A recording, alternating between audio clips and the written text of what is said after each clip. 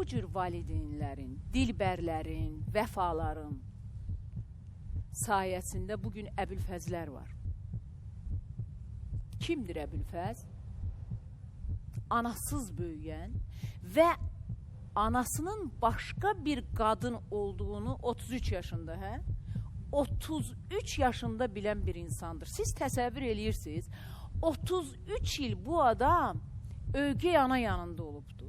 Ata öləndən sonra bilibdi ki, onun anası tamamilə başqa qadın olubdu. Gəlin izləyək süjeti.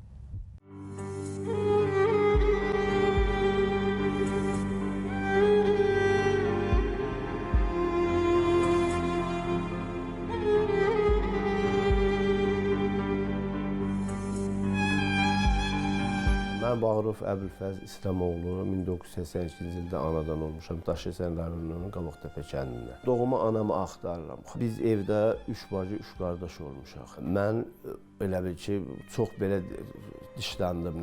Uşaqlara baxanda mənə baxırdım ki, onlar qədər mənə can yandırmırdılar. Bizlərə baxanda mənə, onları evdə olanda mən çöllərdə olmuşam, işləmişəm. Ana qayğısı olmayıb da yanıma qarşı. Bu həyat belə sürdü. 2012-ci ildə mənim atam rəhmətə getdi. Atamın 40 dönümündə hamı getdi qəbir üstünə, anam getmədi. Bu keçdi, il dönümündə yenə getmədi. Orada mən dalaşdım ondan ki, nəyə görə də getmirsən. Qonşuluqdan bir insan xanım mənə yaxınlaşdı ki, o sana görə getmir. Çünki o, anan 5 uşağa baxırdı, sənin də atan qıraqdan gətirdi, atdı bura. O sana baxdı. Ona görə onun qəbrinin üstünə ona görə getmirdi. Haqlıdır getmir. Aradan 12 il keçdi belə. Keçən ili mənə çağırdı həmən adam, dedi niyə axtarmırsan? Dedi sən anan Qazaxdan Daşkəsən rayonuna müəllimə təyinatla gəlibmiş. Sən orada olursan, ananı get tap. Çox istəyərəm ki, mən də bilim, həqqidirmi, həqqi deyilmi. Amma orada olan soyuqluq, münasibət, valla belə deyilən kimidir. Onlar heç bir vaxt mənə yaxın gəlməyib, yaxın olmayıb.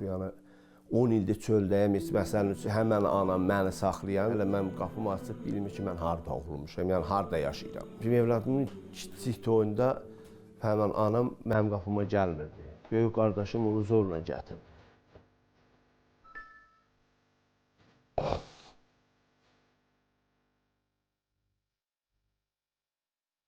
Atam pis olmuyor, heç bir vaxt. Mən həmişə aynanın qabağında otururdum, onu gözləyirdim. Gəlsin oradan yatdım, həmişə oradan yatmışam mən, Allah! Nə bilim, xahiş edirəm mənə, odursa da, o döyürsə da, ona sual verirəm ki, mənə niyə verilirsən? O çıxsa da deyirəm, mənə niyə verilirsən? O cavab ondan mən ala bilmirəm. 10 dəfə yanına gedib yalvarmışam ki, sana mən nə varmışam? Allah, bax, bir dəfə onun yanında mən nə siqaret çəkməmişəm, 140-ma uzanmamışam. Mən o məhvasımla səhv sözü eşitməyib, heç az, heç kimi, bacım, qardaşım eşitməyib. Amma vallahi nə bilim, bax, bir dənə qardaşım var, yəni mənə xəstəyəm, ölsəm, ev tanımır ki, harada olurlar bunlar. Allah abd olsun. Mənim anam, mənim o uşağımı tanımır. Mənim uşağımın 21 yaşı var. O küçədə görsə onu tanımır. 2 uşağım var, onun neçəsini tanımır. Mən ona sual verirəm ki, niyə?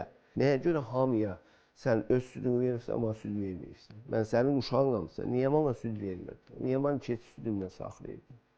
Heç nə cavab ala bilmirəm onlardan, heç nə demir. Xahiş edirəm, artıq dərəcədə ki, bana köməklik eləsiniz, mən bunu bilmək istəyirəm, tapmaq istəyirəm. O vaxt nə olub mənim susumla? Mənim susum yoxdur.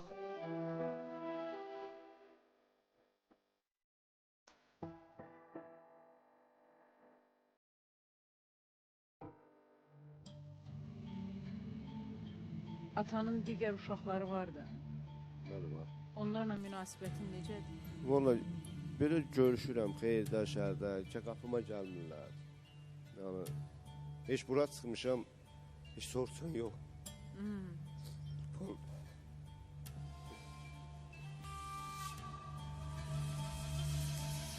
Kimlərdənsə mənə zəng elədirlər ki, efiri bağlasın, gəlsin, burada deyəcəyik. Bizi nə qalib biavr eləmişəm. Mən atamı axtarmıram.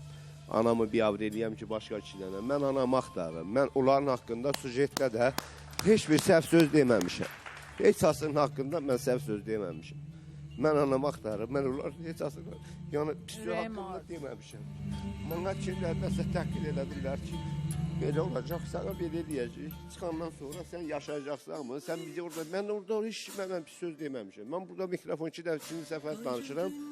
Mən Allah haqqı, mən burada 2-ci səfərdir söz verir, mən onlar haqqında mən bir söz deməmişəm. Süjetdə də deməmişəm mən. Axı siz onlar haqqında pis danışmağa bura gəlməmisiniz? Aysa, mən anamı axtarmağa gəlmişəm. Mənə kimlərəsə zəng elədirlər ki, Xoşqədəm xanıma de, efirdə sən verilişini, danışını bağlasın, gəl burada aydınlaşdıraq. 10 ildir mən, 10 il yox, 12 ildir yalvarıram. Hamısına yalvarıram ki, deyin də mən bir də gedim mən. 55 yaşım var da. Yox. Mənim də 33 yaşım var, indi mənim bir dəqiqə, yox, mənim 43 yaşım var. 43 yaşım. Bəli, 2013-də mən bilmişəm, 2012-də atam rəhmətə gedibdir. Mən... 45 olur, yoxsa? Yox, 43, 44 yaşım var, tamam, içindəyim 44. Yaxşı, niyə onlar istəmir ki, sən burada axtarasan? Bilmirəm. Bəlkə onlar nə isə bilir səndən gizlədir. Bilirlər vallahi Xoşqədəm xanım. Bilirlər də. 100% bilirlər. Elə bir şey ola bilməz amma ki, məndən böyüklər. Amma indi 44 və ya 45 fərq etməz neçə yaşı. Yəni bundan sonra sən axtarmayan o ana sənə lazımdır Maya Bilfəz. Yox, ona sözüm var deyə axtara. Mən bilirəm. Yəni o sağ olsa bəlkə də axtarardı. Başına nəsə gəlir. Yanımda böyüdüyüm, ana bildiyim insan məni 10 ildir qapımı bilmir. Aşmırsa onu bilirəm yaddır və öz doğmanam nə tərəfdar bilir.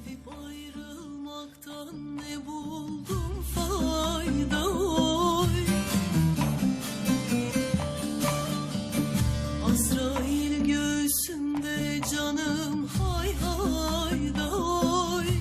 Doğrusu abi. Vallahi. Doğrusu abi. Mən doğrusun anam deyildim. Mən onun yanında böyümüşəm. Mən onu hər dəqiqə ürəyim istəyir. O insan məndən heç bir vaxt danışmayıb. O insanı mən bacım, qardaşım, bildiyim insanlardan soruşmuşam, hardadır? Niyə bir dəfə məndən telefonla danışmır? Niyə növrəsini vermişsin? Çünki onun yanında böyümüşəm. Biz də onun yanında böyümüşük. Ögey hanım. Bəli. Vermirlər nömrəni. Gəlmir, gözü də gəlmir. Neçə müddətdir artıq danışır? 10 ildir vallahi mən. Ay Allah. 10 ildir mən söylədim, onlar mənim qapımı tanır. 10 ildə atan ölüb. Allah haqqı mənim. 10 ildir də sən onu görmüsən. Mənim Amma 2015-ci ildə mən bağışlayan yoldaşım xəstə olanda anam bir gün o da özünün dayısının nəvəsidir mənim yoldaşım. Bir gün qapıma gəlib çıxıb, ondan sonra adam bilmir ki, mən harada. Darıxırsan mı onun üçün? Darıxıram, çünki yanında olmuşam. Amma mənə etdikləri zülümləri də yadıma düşəndə, mənim 43 yaşım var, baxan elə bilir, mənim 60 yaşım var.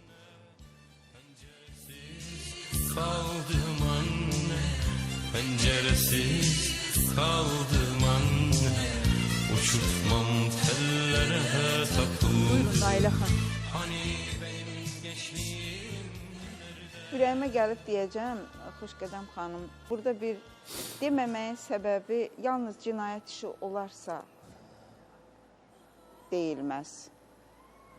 Oy, Nailə xanım.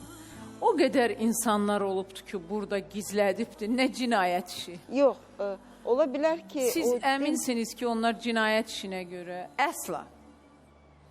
Əsla. Nə bilim, fikrimə gəldi, söylədim. Çünki bəzən biz də çox həyat təcrübəsinə malik insanlarıq və görürük ki, həyatda gizlədilmiş bəzi işlərin altından cinayət işləri çıxar. Təbii, doğru deyirsiniz. Amma bu 15 illik təcrübəm ki var bu efirdə, mən nə qədər Əbülfəz kimi insanlar gördüm ki, ananı ata necə gizlədibdi uşaqdan, nələr olubdu. Hətta o yadımdadır ki, bizim illər öncə Nina adlı bir xanımı, qızı axtarırdı Rusiyada. Ata onu necə aldatmışdı uşağını. 40 neçə ildən sonra biz Rusiyada ana ilə balanı üz-üzə gətirdik. Bu dəhşətli bir səhnə idi. Yaşlı bir ana, qarşımızda əlləri titrəyən, halbuki o ana haqqında nə yalan məlumatlar verilmişdi. Ona görə mən inanmıram, yəni mən... Çünki efirə gəlməyini irad tuturlar, burada reportaj verməyini irad tuturlar. Bilirsiniz niyə irad tuturlar? qorxurlar ki, bu kişiyə verilən zülmləri bu kişi danışacaq. Amma bu kişi də onu danışmır. Deyir ki, mən bura anamı axtarmağa. Axı adam deyir, süjetdə də deyir, burada da deyir, olanları deyir. Onlar hələ sujeti izləməmişdi deyək. Kişini burada görüblər, Əbülfəz bəyi. Deyiblər ki, vay aman, biz buna elədiklərimizin hamısını o efirdə danışacaq. Biabır olacaq. Bəli, biabır olacaq. Amma narahat olmayın, ürəyiniz rahat olsun əzizlərim. Əbülfəz bura anasını axtarmağa gəlib. Sizin haqqınızda danışmağa gəlməyib. Mənim üçün də siz maraqsızsınız. Niyə? Çünki mənim üçün sizin heç bir, belə deyək, burada müzakirə üçün əhəmiyyətiniz yoxdur. Mənim üçün əhəmiyyətli Əbülfəzdir və Əbülfəzin illər sonra axtarıb qovuşmaq istədiyi anasıdır. Vəssalam. Əmin olun. Əgər siz də həqiqətən bunu istəyirsinizsə, onda gəlin mənimlə əlaqə saxlayın. Biz belə bir yerdə oturaq, Əbülfəzə yardım edək.